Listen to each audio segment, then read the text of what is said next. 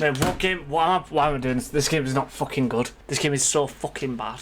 This was my reaction to playing the game Thymesia, a Souls-like game made in 2022. And in this video I want to talk about my issues with the game and why I only gave it 1 hour of playtime before deleting the game. I want to start this by explaining my main issue with the game mechanics. By no means am I smart enough to understand what makes the game feel so off. However, I am going to try my best to explain it. To do that, I'm going to be talking about the damage in the game, or lack thereof in this case. Every enemy feels like they have far too much HP. I will admit it did take me a while to figure out that using the claw is how you were meant to do the main amount of damage.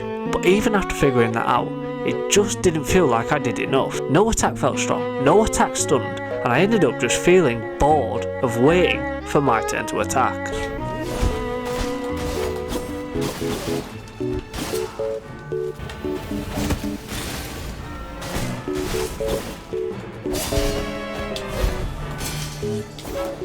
So let's talk about leveling up.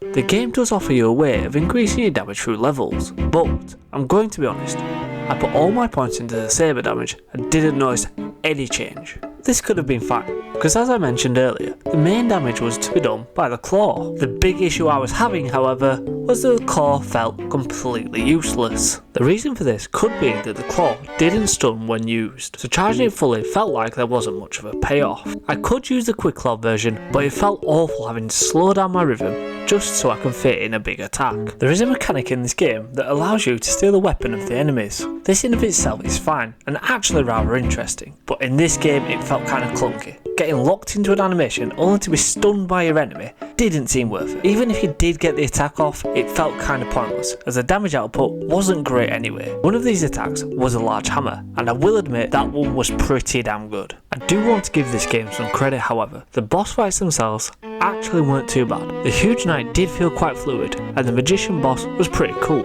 with a very good soundtrack. The game's overall vibe was pretty decent, giving a similar feel to Neo and Bloodborne, but it just didn't feel fun for me. Maybe it's because I just come off playing Night Rain, or maybe it's because there's just better games out there that do the same thing. Overall, I don't think I'll come back to this game, so I don't see a point in giving it a rating out of 10. If you did enjoy this video, however, please do leave a like and subscribe.